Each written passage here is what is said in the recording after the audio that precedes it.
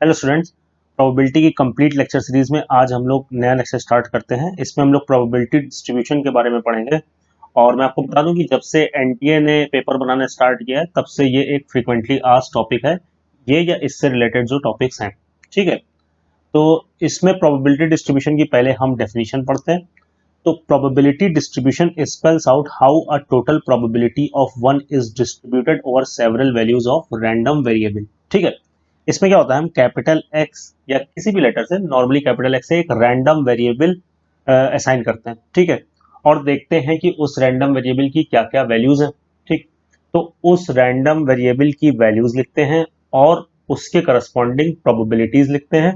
और ये जो टेबल बनती है, ये जो पूरी टेबल बनी है, इसको बोलते हैं प्रोबेबिलिटी डिस्ट्रीब्यूशन टेबल। फिलहाल जो हमारा रैंडम वेरिएबल होगा, जो हमारा कंसर्न रहेगा अपनी स्टडी में, उसमें रैंडम वेरिएबल जो होगा वो डिस्क्रीट, मतलब 1 के बाद उसकी सीधे वैल्यू 2 होगी, फिर 3 होगी एंड सो ऑन, है ना। मतलब ऐसा नहीं होगा कि 1 से 2 के बीच में कंटिन्यूअस चल रहा है। ठीक, तो जैसे एक एग्जांपल पढ़ते हैं। हम लोग ने x असाइन किया है number of days a student studies in a week, और हम लोग ये मान के चल रहे हैं कि वो मैक्सिमम 5 दिन पढ़ा है, या तो 1 दिन पढ़ा है, या 2 दिन, या 3 दिन, या 4 दिन, या 5 दिन। 6 और 7 दिन नहीं पढ़ा, ऐसा नहीं हो रहा कि 6 दिन पढ़ा है या 7 दिन पढ़ा है ना, तो मैक्सिमम 5 डेज पढ़ा है।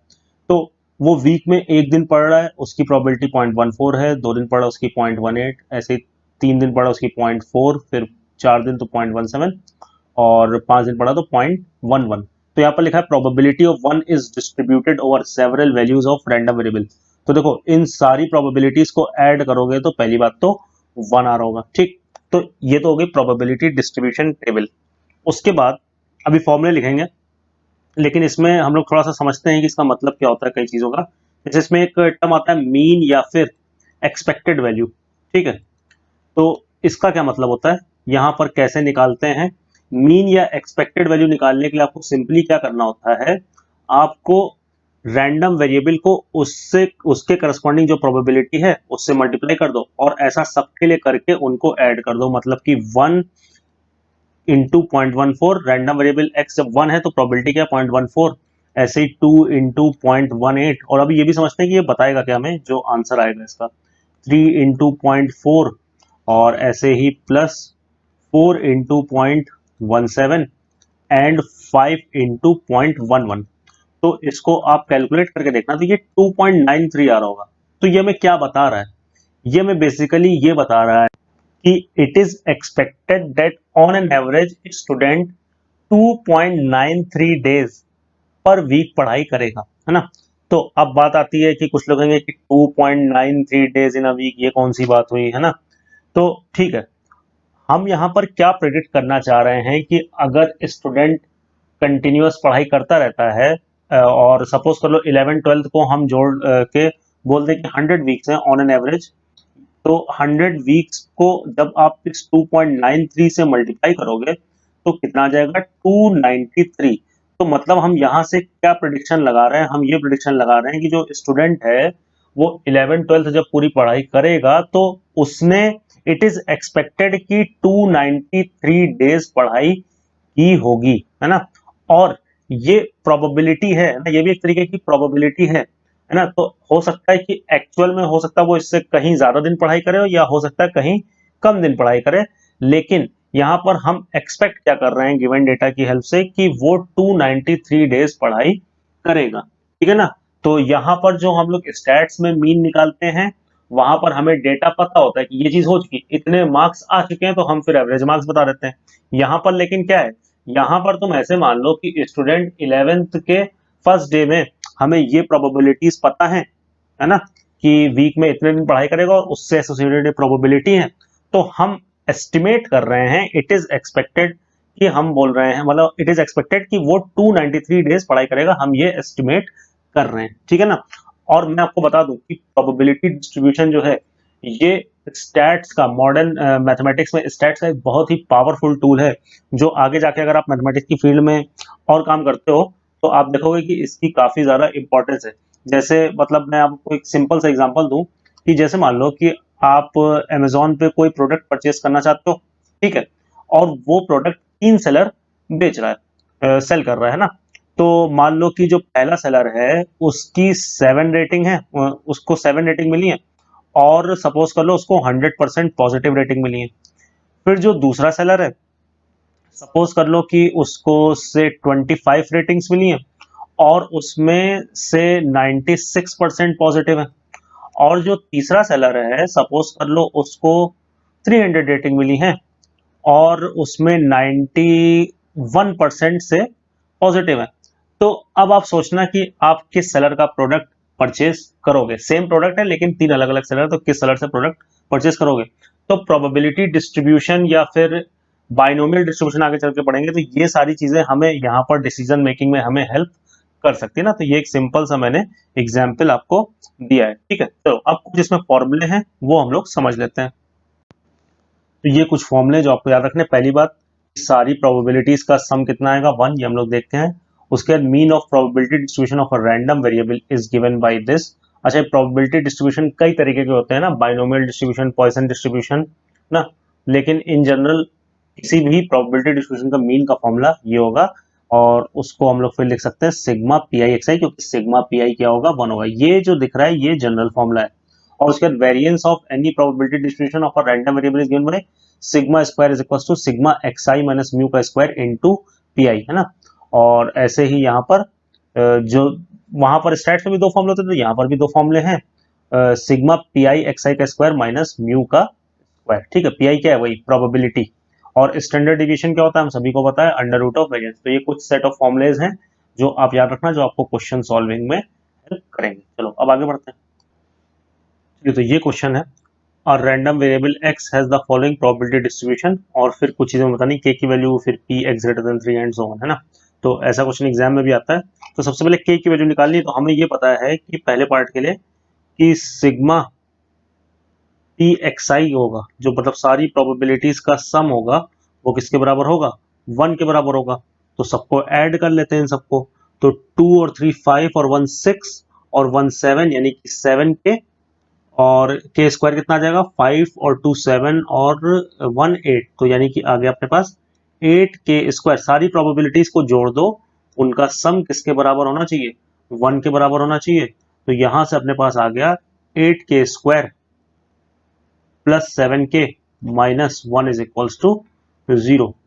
तो यहां से के की वैल्यू, एक रूट आ रहा है -1 और दूसरा रूट हो जाएगा प्रोडक्ट ऑफ रूट से 1/8। तो के की एक वैल्यू आ गई -1 और दूसरी के की वैल्यू आ गई 1/8। तो ऑब्वियसली के की वैल्यू -1 इसलिए नहीं हो सकती, क्यों, क्योंकि फिर प्रोबेबिलिटीज नेगेटिव होने लगेंगी। तो प्रोबेबिलिटी तो 0 से 1 के बीच में होती है क्लोज इंटरवल में, ठीक है ना। तो -1 रिजेक्ट हो गया, तो के की वैल्यू क्या आ गई, 1/8 आ गई, जिससे कहीं पर दिक्कत नहीं हो रही। तो पहला ऑप्शन आ गया। अब बाकी आप खुद से भी कर सकते हो। जैसे बी ऑप्शन हम लोग से पूछा गया है कि पी एक्स ग्रेटर देन 3 क्या होगा, है ना। तो मतलब कि रैंडम वेरिएबल की वैल्यू 3 से ज्यादा रहेगी, इसकी क्या प्रोबेबिलिटी है।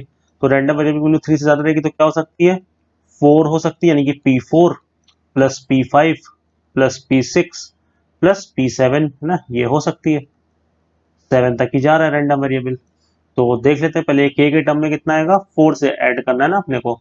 तो के स्क्वायर, 2 के स्क्वायर, 5 के स्क्वायर, यानी कि 8 के स्क्वायर और प्लस के, एक ही बार आ रहा, तो 8 के स्क्वायर प्लस के, ठीक। तो ये कितना हो जाएगा, के की वैल्यू 1/8 रख दें, तो एक 1/8 कैंसिल हो जाएगा, एक 1/8 छूट जाएगा, और ये भी 1/8, तो 1/8 प्लस 1/8 2/8, यानी कि 1/4, है ना। ऐसे ही सी ऑप्शन भी कर सकते हैं, पी एक्स ग्रेटर देन और इक्वल टू 6 चाहिए, तो यानी कि इक्वलिटी लगी, तो यानी कि P X is equals to 6 होगा। मतलब आप हमेशा इन इक्वलिटी को ऐसे क्वेश्चन में इक्वलिटी में ब्रेक कर लो, और का मतलब प्लस होता है। तो या तो x इज इक्वल्स टू 6 होगा या x इज इक्वल्स टू 7 होगा। तो ये कितना हो जाएगा, 7 के स्क्वायर, और के स्क्वायर की वैल्यू हो जाएगी 1/64। तो इसका आंसर आ जाएगा 7/64। और अब लास्ट ऑप्शन जो है, या लास्ट पार्ट है क्वेश्चन का, डी, उसमें हमें क्या करना है, पी एक्स जो है वो 0 से बड़ा है लेकिन 3 या उससे छोटा है, यानी कि क्या हो जाएगा, 0 नहीं हो सकता ना, क्योंकि इक्वलिटी नहीं लगी है।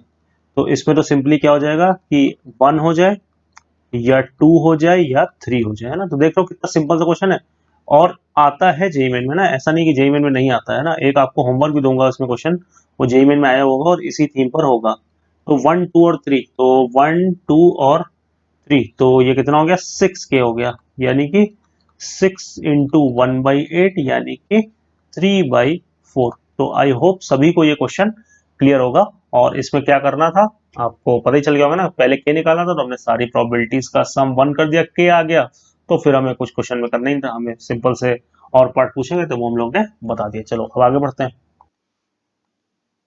फिर ये क्वेश्चन है, a random variable capital X is specified by following probability distribution, then we have to find the variance.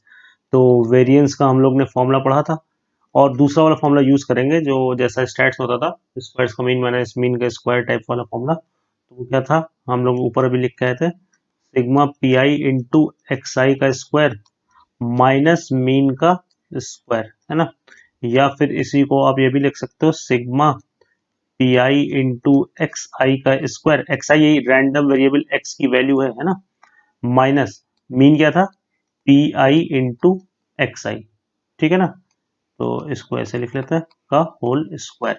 तो बस अब सिंपल है, आपको क्या करना है, यहाँ पर प्रोबेबिलिटी लिखनी है और रैंडम वेरिएबल की जो वैल्यू है उसके स्क्वायर से मल्टीप्लाई करता है। तो सबसे पहले क्या आ जाएगा, देखो ये 0.3 इंटू 2 का स्क्वायर है ना, तो ये आ जाएगा 0.3 इंटू 2 का स्क्वायर। ऐसे ही अगला आ जाएगा 0.4 इंटू रैंडम वेरिएबल की जो वैल्यू उसका स्क्वायर यानी कि 3 का स्क्वायर, तो 0.4 इंटू 3 का स्क्वायर। ऐसे ही अगला आ जाएगा फिर से 0.3 इंटू रैंडम वेरिएबल की वैल्यू का स्क्वायर यानी कि 4 का स्क्वायर माइनस मीन का स्क्वायर। तो 2 into 0.3 P I into X I है ना, ये सॉरी यहाँ पर sigma P I into X I होगा ना, सिग्मा लगा लेना अपने आप से, ठीक है। तो यहाँ पर ये कितना हो जाएगा 2 इंटू 0.3, ठीक, प्लस 3 इंटू 0.4, जैसे शुरुआत में मीन निकाला था जब हम लोग ने थ्योरी पढ़ी थी इसकी, और 4 इंटू 0.3 और इसका स्क्वायर। तो अब इसको सॉल्व करके देख लेना, अब तो कैलकुलेशन बची है और आप चेक करके देखोगे तो ए ऑप्शन यानी कि 0.6 आ जाएगा, है ना। तो ये क्वेश्चन अभी तक तो नहीं आया है वेरिएंस निकालने वाला, लेकिन आ सकता है, तो आपको आना चाहिए, ठीक है। अब जो नेक्स्ट क्वेश्चन देने जा रहा हूँ वो आपको होमवर्क में करना है। ये क्वेश्चन है, प्रोबेबिलिटी डिस्ट्रीब्यूशन टेबल दी हुई है और आपको पी एक्स ग्रेटर देन 2 निकालना है। जेई मेन 2020 का क्वेश्चन है जो अभी आपने जनवरी अटेम्प्ट दिया होगा, ठीक है ना। तो अभी इसका फर्स्ट पार्ट हो गया प्रोबेबिलिटी डिस्ट्रीब्यूशन, अभी इसमें बाइनोमियल डिस्ट्रीब्यूशन बचा है और एक और डिस्ट्रीब्यूशन होता है पॉइसंस डिस्ट्रीब्यूशन, और उसकी एक्सपेक्टेड वैल्यू का क्वेश्चन आता है। तो फॉर्मूला सेम लगेगा जो यहाँ पर लगा है, बट वहां एक्सपेक्टेड वैल्यू का एसेंस कुछ और होगा, मायने कुछ और होंगे एक्सपेक्टेड वैल्यू के, फील कुछ और होगी, तो वो हम लोग वहां पर उस वीडियो में समझ लेंगे, ठीक है। इस क्वेश्चन का आंसर आप कमेंट में लिखना और फिर नेक्स्ट लेक्चर हम लोग बहुत जल्दी इसका अपलोड करेंगे। चलिए, थैंक यू वेरी मच।